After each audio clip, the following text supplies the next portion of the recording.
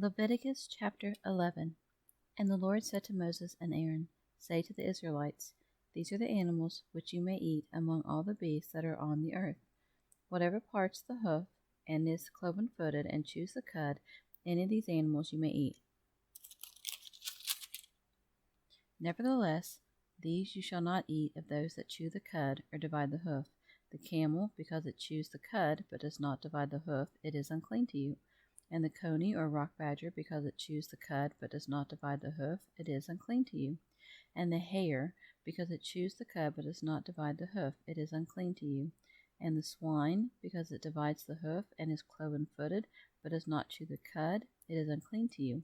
Of their flesh you shall not eat, and their carcasses you shall not touch, they are unclean to you. These you may eat of all that are in the waters. Whatever has fins and scales in the waters, in the seas and in the rivers, these you may eat.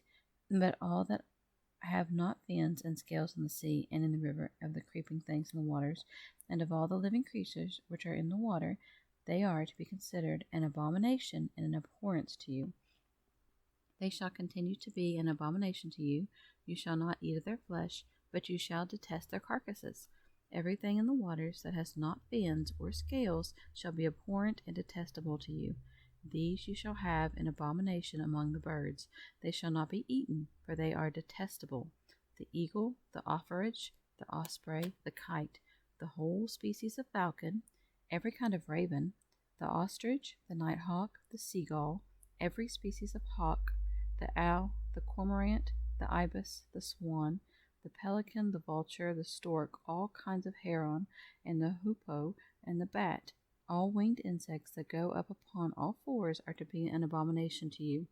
Yet of all winged insects that go upon all fours, you may eat those which have legs above their feet, with which to leap on the ground.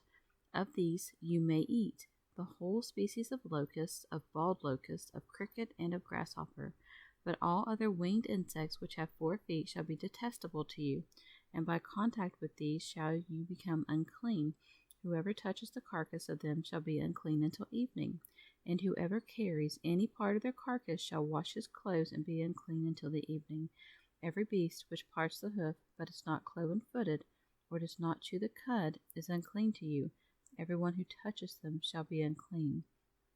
And all that go on their paws among all kinds of 4-footed beasts are unclean to you.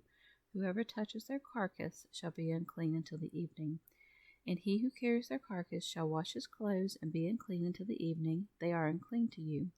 These also are unclean to you among the creeping things that multiply greatly and creep upon the ground: the weasel, the mouse, any kind of great lizard, the gecko, the land crocodile, the lizard, the sand lizard, and the chameleon.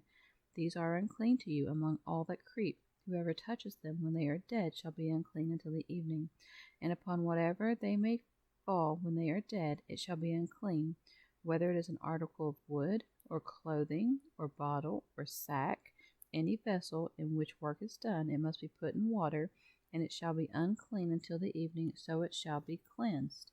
And every earthen vessel into which any of these creeping things falls, whatever may be in it, shall be unclean, and you shall break the vessel. Of all the food in one of these unclean vessels which may be eaten, that on which such water comes shall be unclean. And all drink that may be drunk from every such vessel shall be unclean. And everything upon which any part of their carcass falls shall be unclean, whether an oven, or pan with a lid, or hearth for pots. It shall be broken in pieces. They are unclean, and shall be unclean to you. Yet a spring or cistern or reservoir of water shall be clean, but whoever touches their carcass shall be unclean. If a part of their carcass falls on seed which is to be sown, it shall be clean. But if any water be put on the seed, and any part of their carcass falls on it, it shall be unclean to you. If any animal of which you may eat dies unslaughtered, he who touches its carcass shall be unclean until the evening.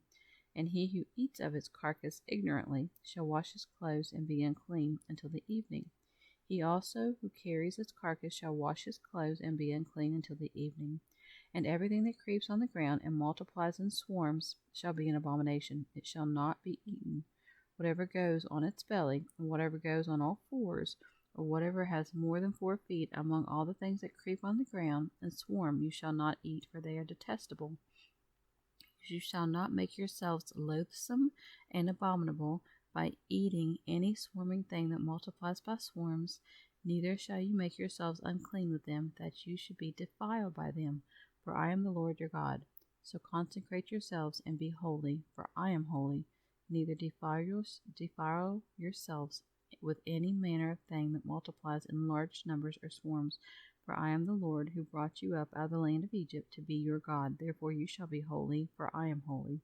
This is the law of the beast, and of the bird, and of every living creature that moves in the waters, and creeps on the earth, and multiplies in large numbers, to make a distinction between the unclean and the clean, and between the animal that may be eaten and the animal that may not be eaten.